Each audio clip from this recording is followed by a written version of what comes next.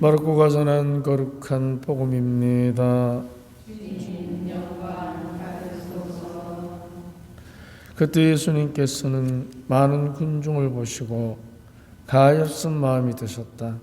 그들의 목자 없는 양들 같았기 때문이다. 그래서 그들에게 많은 것을 가르쳐 주기 시작하셨다. 어느덧 늦은 시간이 되자 제자들이 예수님께 다가와 말하였다.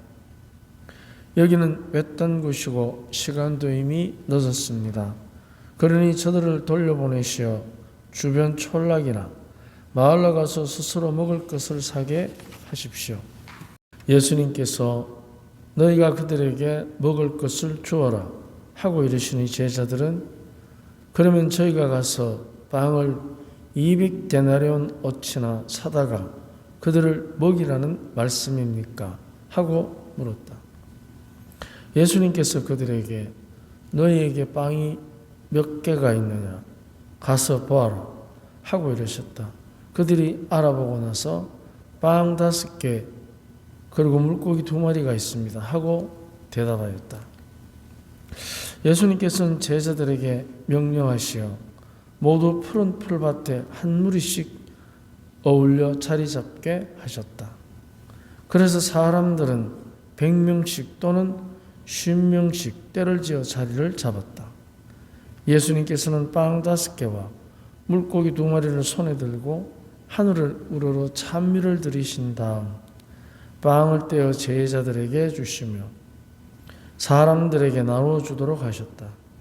물고기 2마리도 모든 사람에게 나누어 주셨다. 사람들은 모두 배불리 먹었다.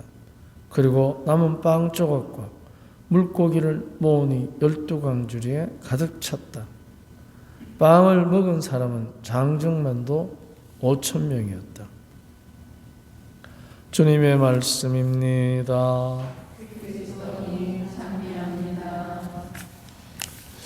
5,000명을 빵 5개와 물고기 2마리를 먹이신 이 이야기는 우리가 너무나 잘 아는 얘기입니다. 그런데 여기서 한 가지 우리가 감사하는 사람과 계산하는 사람의 차이를 분명히 볼 수 있습니다. 제자들은 계산을 정확히 합니다. 200데나리온어치는 사와야 되고 빵 5개와 물고기 2마리가 있습니다. 정확합니다. 그런데 예수님께서는 너희가 먹을 것을 주어라. 계산하는 사람으로서는 받아들일 수 없는 그야말로 신비에 가까운 얘기일 수 있지만 그러나 하나님께 감사하는 사람에게는 가능한 세계가 감사를 통해서 열리는 것입니다. 계산을 통해서는 열릴 수 없는 세상이 감사를 통해서 열리는 것입니다. 우리는 계산해 보면 내가 이 세상에 태어나서 이렇게 살 수 있다는 것 자체가 여러분은 계산이 됩니까? 내가 이 모양 이렇게 이때까지 살아왔다는 게 그게 계산으로 될 일은 아니지 싶습니다. 아무리 살림이 공공하고 처지가 빈곤하다 하여도 계산을 하면은 따라오는 게 있습니다. 그게 뭐냐면 현실에 대한 불평입니다. 200데나리온어치를 사와야 되는데 그거 어디 가서 다 갖고 옵니까? 불평입니다. 불가능한 일입니다. 그런데 계산하는 사람들의 계산을 그 계산이 얼마나 하찮은 것인가를 주님께서 이 계산하는 사람들의 계산을 통해서 깨닫게 하시는 겁니다. 12광주리 장정만도 5,000명 정확한 숫자입니다. 그런데 그 계산이 이제 계산할 수 없는 과정을 거쳐서 계산하는 정명을 만들어내는 것입니다. 빵 5개와 물고기 2마리가 어떻게 해서 그 많은 사람들이 다 먹은지는 모릅니다. 하지만 2가지 원칙이 있습니다. 감사와 나누는 것입니다. 그럴 때 계산하는 사람들이 상상할 수도 없는 계산된 결과가 나오는 것입니다. 그런데 어떻게 그렇게 된지는 계산이 안 되는 것입니다. 그래서 거기에는 계산 안 되는 감사와 나눔의 심리, 그것이 바로 이제 불가능한 것을 가능하게 하는 힘이 있는 것입니다. 그러면 감사라는 것은 남들하고 나를 비교할 때 내가 감사할 게 별로 없는데 그 감사를 남들하고 비교해서 하는 사람은 바보입니다. 왜냐? 그러면 나라는 사람과 다른 사람을 누가 비교해서 얘기하면 기분 좋습니까? 싫어합니다. 싫어하는 일을 너는 왜 하나? 그렇기 때문에 이것은 나라는 사람 자체는 비교 불가한 유일무이한 전무후무한 나만의 가치가 있습니다. 그렇다면 그 나만의 가치는 반드시 그게 따라오는 게 있습니다. 나만의 환경입니다. 남과 다른 환경, 가난하든 부자든 배웠든 못 배웠든 아프든 아프지 않든 상관은 없습니다. 그렇다면 나의 환경 안에서 나만의 가치가 이제 비교 불가한 감사의 근거가 되는 것입니다. 그런데 우리는 쉽게 다른 사람과 나를 경제적으로나 특히 경제적으로 비교해서 없다고 느껴지면 움츠려들고 있다고 느껴지면 더 가지려고 나대고, 그게 우리의 삶의 방식입니다. 그러니까 어떻게 되느냐? 계산은 반드시 불만을 양산합니다. 그러면 계산 없이 감사할 수 있느냐? 그건 또 불가능합니다. 우리가 왜? 계산하는 사회에서 살아가고 계산하는 방식을 따라서 우리 삶의 질이 달라지기 때문에. 그렇다면 이제 문제는 계산하는 방법에 있습니다.